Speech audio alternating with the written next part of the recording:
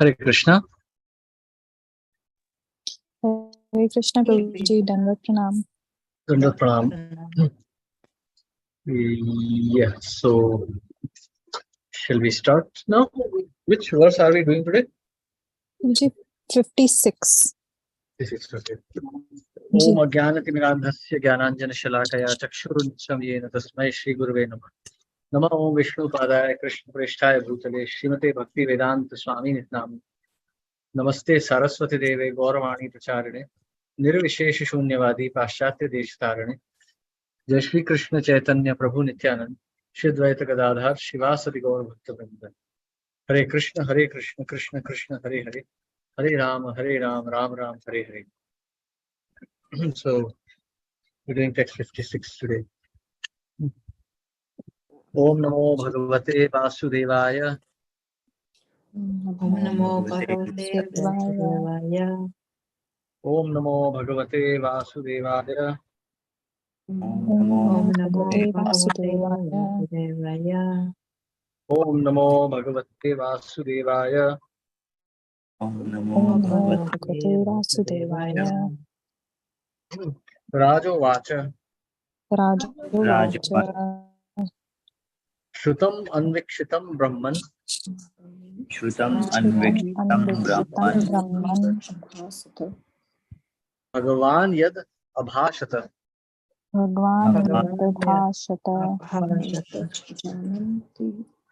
Netat Janatya Upadhyaya.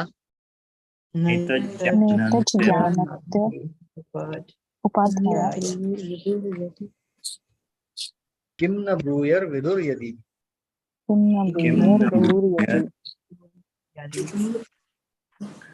read Prabhuji? Yes, please. Translation. The king replied, "My dear Brahman, whatever you have said, I have heard with great attention and considered all of it. Have come to the conclusion that acharyas, teachers who engaged me in fruitive activity, did not know this confidential knowledge. If they were aware of it, why did they not explain it to me?" But actually, the so-called teacher or leader of material society do not really know the goal of life. They are described in Bhagavad Gita as Maya Praha Jnana. They appear to be very learned scholar, but actually the influence of the illusionary energy have taken away their knowledge. Real knowledge means searching out Krishna.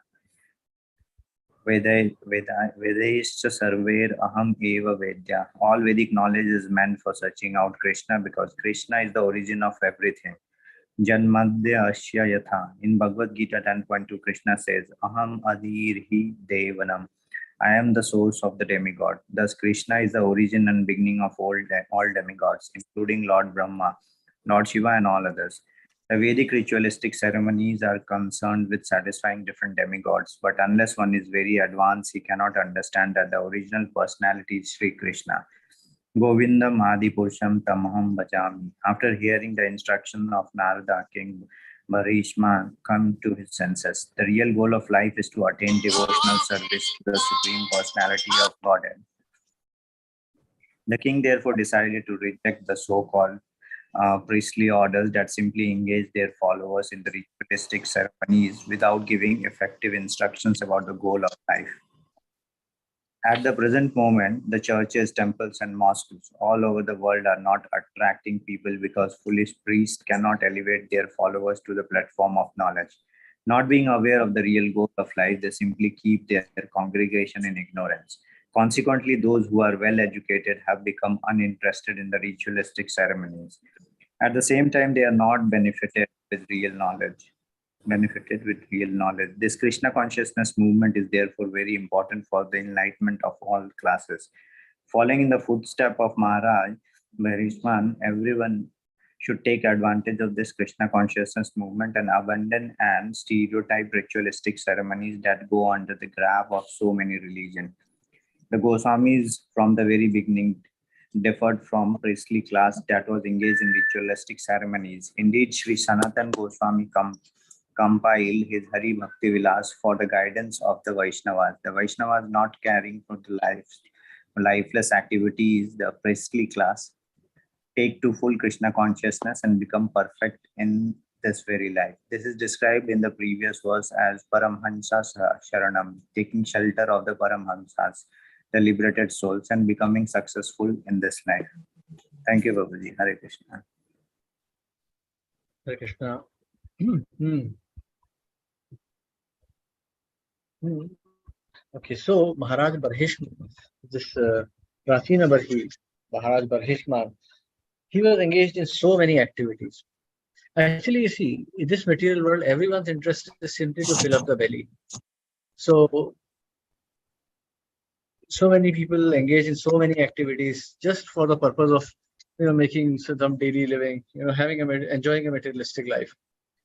And as a result of that, everyone is implicated. Even the so-called religious order, they are also not seriously interested about elevation to their spiritual, about their to their spiritual abode, but they are more interested in just filling up the belly. Actually, Srila Prabhupada warns us, that any deviation from this process, and immediately Maya will capture us. Nikatestha Maya Tara Japatiya Dhare. So Krishnera Bahir Mukhaya Bhogvancha Kare. So especially if a preacher of Krishna consciousness engages in sense gratification, immediately Maya will capture him. Because Maya is particularly waiting for those who are devotees. So if devotee makes even a slight mistake, Maya will pounce on him. So here we see the priestly class. So as we have seen in the first canto of Srimad Bhagavatam, as soon as Maharaj Parikshit was cursed, the priestly class of men, they fell down, and they could not continue with their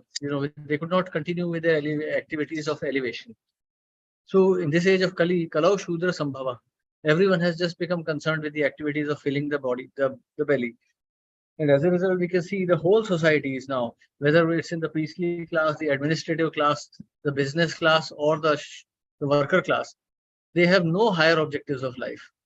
So there is no varnashram remaining anymore. Everyone is simply engaged in the activities of filling up the belly and sense gratification.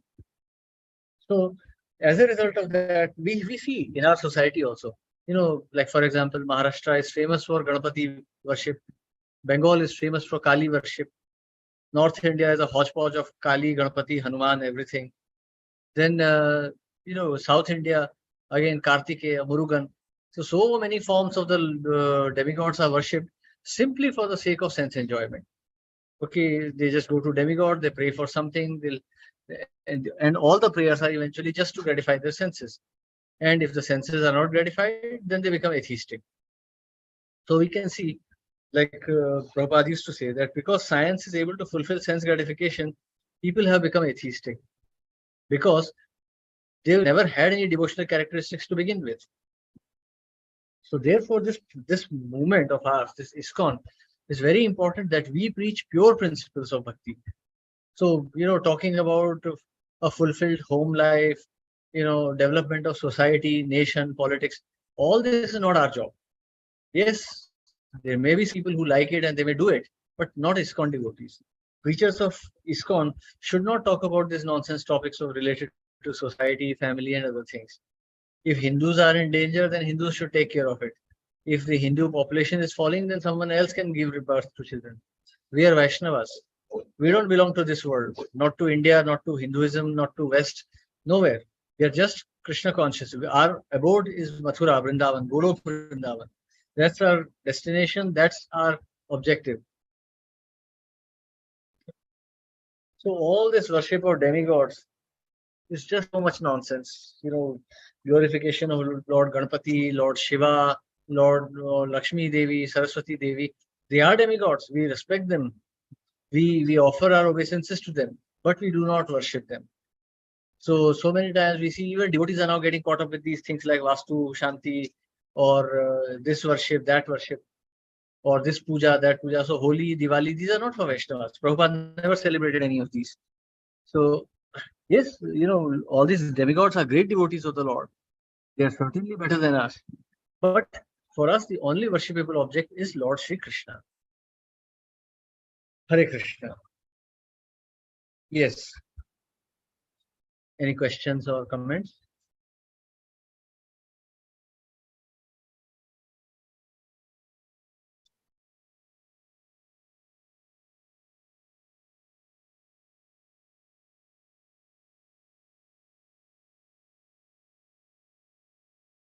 Okay, we continue. Text 57.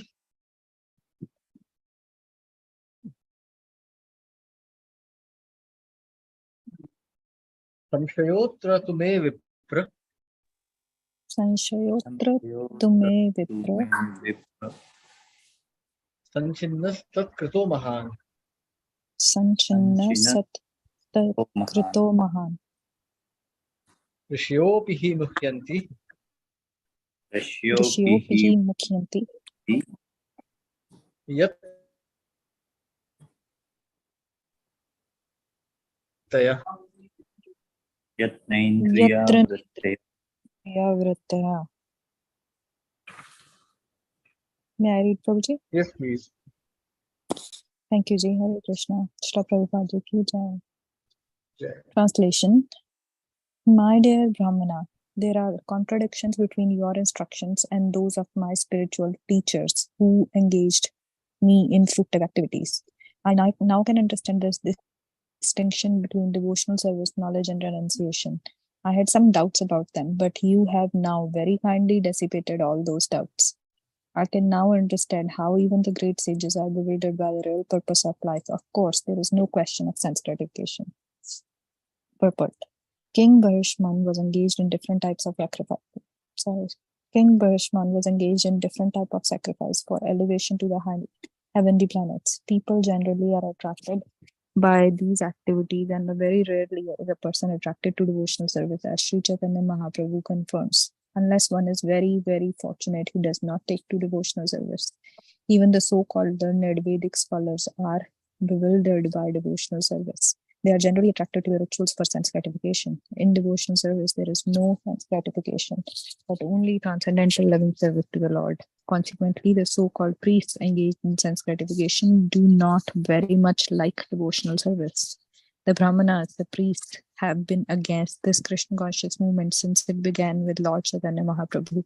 When Chaitanya Mahaprabhu started this movement, the priestly class lodged complaints to the Qazi, the magistrate of the Mohammedan government. Chaitanya Mahaprabhu had to lead a civil disobedience movement against the propaganda of the so-called followers of the Vedic principles. These people are described as karma jada smaratas, which indicates that they are priests engaged in ritual ceremonies. It is here stated that such people become bewildered. Rasyopi api hi muhyanti. To save oneself from the hands of karma jada smarats, one should strictly follow the instructions of the Supreme Personality of Godhead. Sarv dharmana paritajya mamekam sharanam vraja aham tvam sarva papebhyo mokshayami masucha. Abandon all varieties of religion and just surrender unto me. I shall deliver you from all sinful reactions. Do not fear. Bhagavad Gita 18.66. Thank you, Ji. Hare Krishna.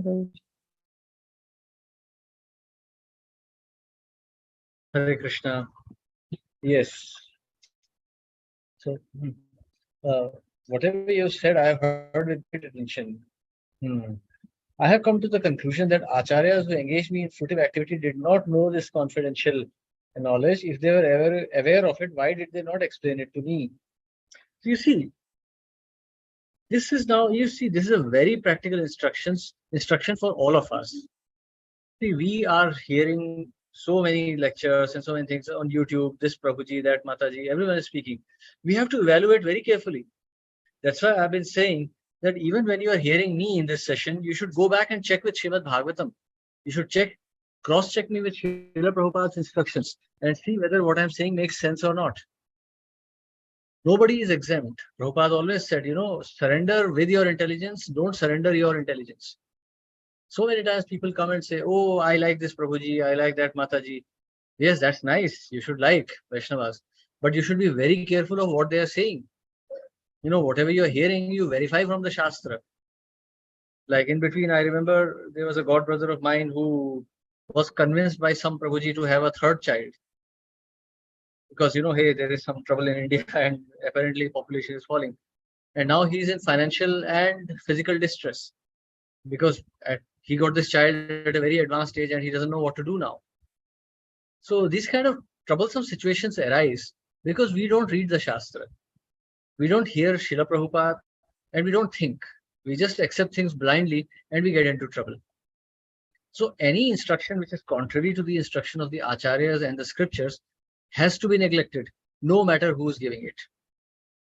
You have to be very intelligent in the matters related to your own life.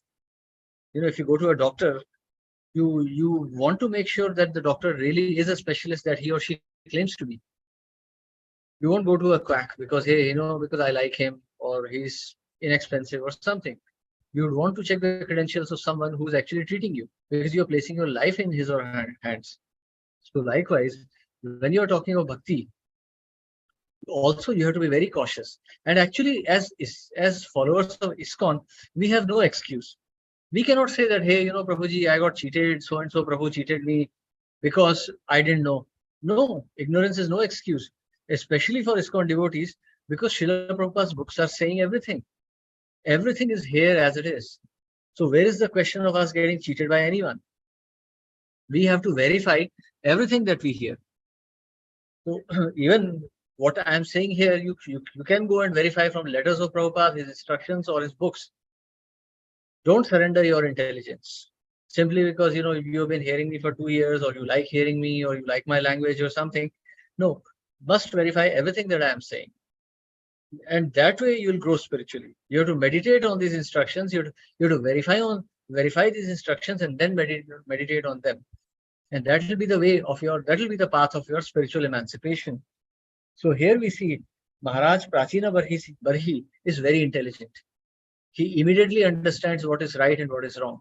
So therefore, as soon as he has heard the instructions from Narad Muni, he is immediately convinced. And now he is questioning the upadhyayas or the teachers who are teaching him the path of fruitive activities.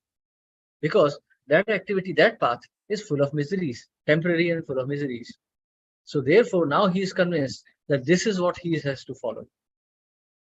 So there also in the story of Lord Chaitanya, also we hear that Brahmanas go and complain against Mahaprabhu.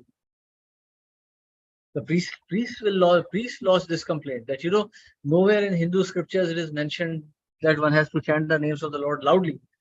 In this way, he is offending the Lord. So please stop this movement. And Kazi also wanted to please the priestly class for sake of his own power. So he came down heavily on Chaitanya Mahaprabhu and he got defeated. So you see, so this kind of opposition will always come when you preach the message purely. But you have to remain steadfast because it's eventually your life which matters. Like Prabhupada says, it's not a question of vox populi. You can't go by popular opinion. You have to go by what is given in the Shastras. Hare Krishna. Yes, any questions or comments?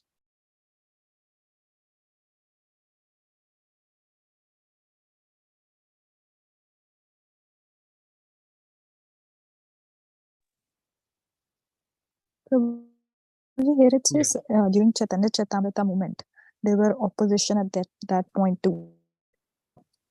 So then we see the opposite, just a comment, I guess, more of. Then we see the oppositions created here at this very moment.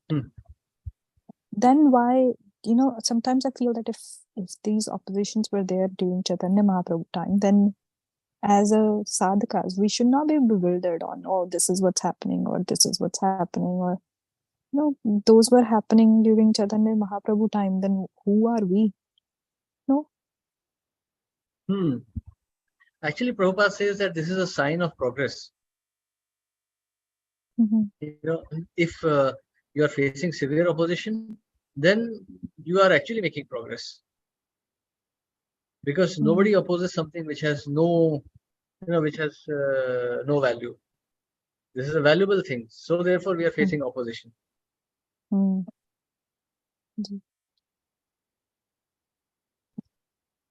Thank you, Prabhuji. Hare Krishna. Okay, so we continue text 58. Karmanya arabhate yena.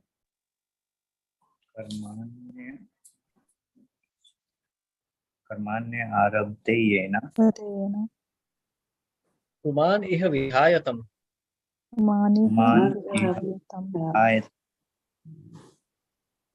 Amutran yena dehena.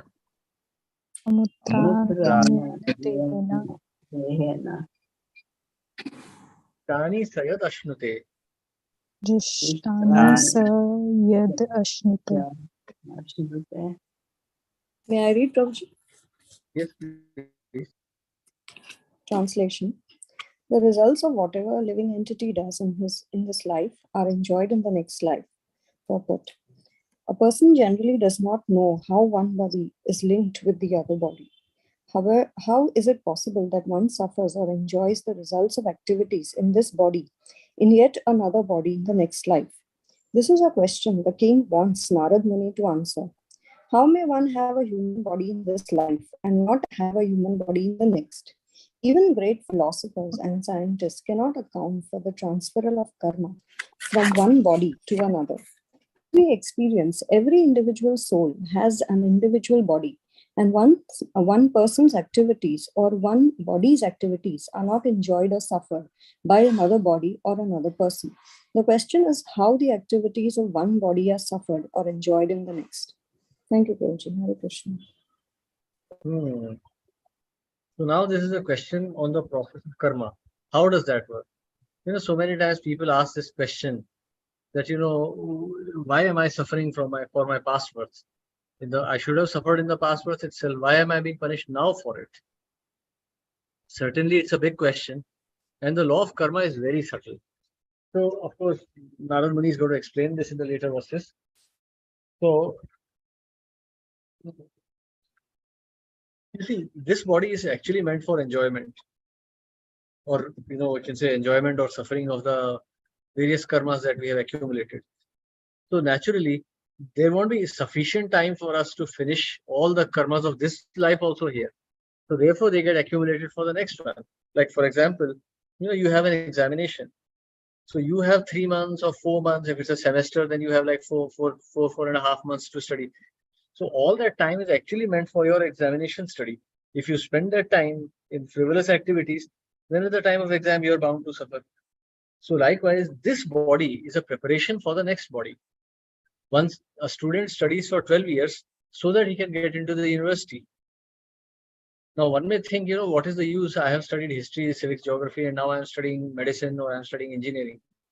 No, all that forms a part of the curriculum, and that takes you to the next one, your next destination. So just like that, this body. So the result of one's 12-year education are seen in one's 4 years of graduation. Like, for example, if one goes to study, say, engineering, his understanding of mathematics, which he has built over 12 years, will then reflect in his 4 years when he studies. And that requires this 12 years of study. So just like that, the next body is always coming from the previous body. Hare Krishna. Yes. Hare Krishna. I have a question about this thing. What you were explaining, that is it then that if you, for example, you couldn't purify yourself too much in your previous body, you have maybe started the Krishna consciousness at that time, so of course it's like natural consequence that then we need to continue the purification here if we couldn't finish it in the previous lives. So of course then we need to continue and we need to still purify our past karma and present karma and everything. So is it like that's the logic, or how is it? I get your question. Like that, is it the reason that you are suffering from the previous life's karma in this life also, because you couldn't finish that purification in your previous lives? Yes. See, and what is the meaning of this purification? The meaning of purification is that you detached yourself. This punya, prayashchit, these are of no meaning. Real purification means that you gave up all the attachment. That you gave up all your attachment to your activity. Like, not that you gave up the activity, you gave up all attachment to the fruits of the activity. That is real purification. Actually, pap or punya is all our attachment only. It's just our attachment. So if we are able to give it up, then we become liberated immediately. There's no question of enjoying. Krishna says, Sarva Dharmana Parityajya. So, Aham Tvama Sarva Pebhyo. So, Krishna will take away, whether it's piety or sin, everything Krishna will take away and he'll liberate you. Because Yes. people think, oh, pap is, sinful activity is bad. But pious activity is also bad. Yes, you need to also take other birth because of that. Yes. Yeah. Okay. Yeah. Thank you. Thank you. Hare Krishna, Prabhuji. Prabhuji, it's also mentioned that in the, like, you have to qualify to get certain reactions also. Like, for example, the example is given of Dhritarashtra. Now, he had 100 birds back. He had killed this 100 birds. 100 birds back, he had killed 100 young birds, the children of one pair of birds. And so it was, he was going to get this reaction that his 100 children would be killed. But then he had to accumulate that much piety to get 100 sons to be born to him. And so that took 100 births. And then only he was eligible for that reaction. Yes. So I that don't know also how matters, no? Like that when you will get actually I the know, reaction. because I haven't heard this story. I've heard this from other places, but not from Srila Prabhupada. But yeah, the laws of karma are overlapping. It's not that just the previous body's karma we are getting here. So we'll get reactions from different lifetimes also. It's not just that only this body or only the previous body will give us some karma.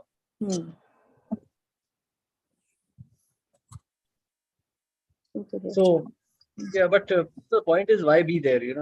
Punya, pap, everything is just binding us in this world. Everything is just a source of misery only.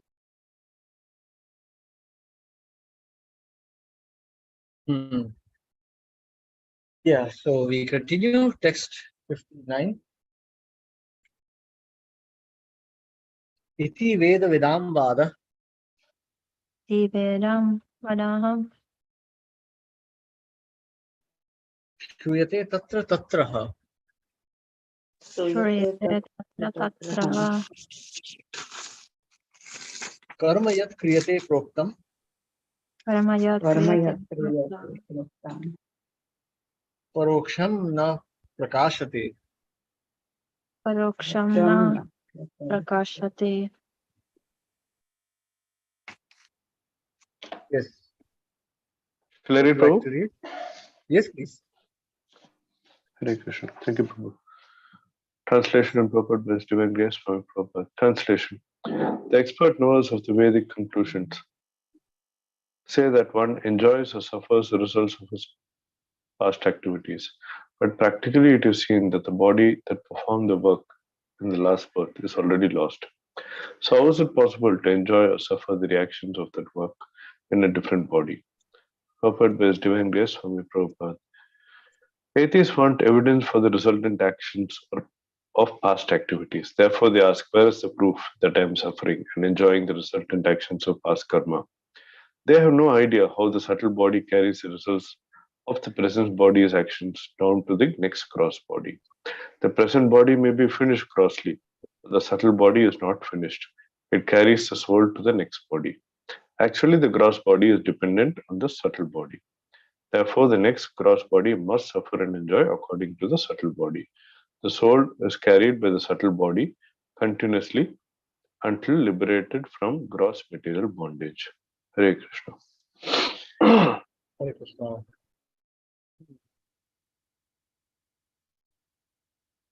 So you see, as we have discussed previously also, the gross body is like the subtle body is like a structure, like the skeleton on which the gross body is built. All the desires, the karmas are carried by the subtle body. The gross body is just a physical manifestation of Mahat Tattva around the Ahankar. Ahankar changes. Ahankar changes from body to body. And accordingly, different physical bodies are manifested. So just like, for example, an engineer sits and decides what kind of a machine he wants.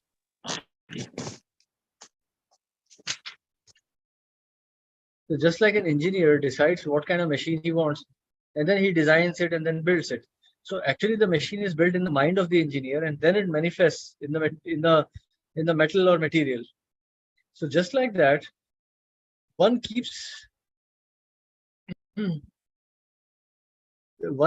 creates his desires and then acts on it and creates karma, and then the next body is manifested around that. For example, if someone has desire to just keep on eating and sleeping, next birth would be like a buffalo or a bear or something like that, because those desires are prominent. So ahankar has taken that shape, and now a physical body will manifest around that. Prakriti will take one, Brahmayami, Maya. Krishna is saying in the 18th chapter, it's just wandering between Maya. Living entities just wandering in Maya. So Prakriti creates a particular type of body where this soul enjoys or suffers another type of reaction. Hare Krishna. Yes, any questions or comments here?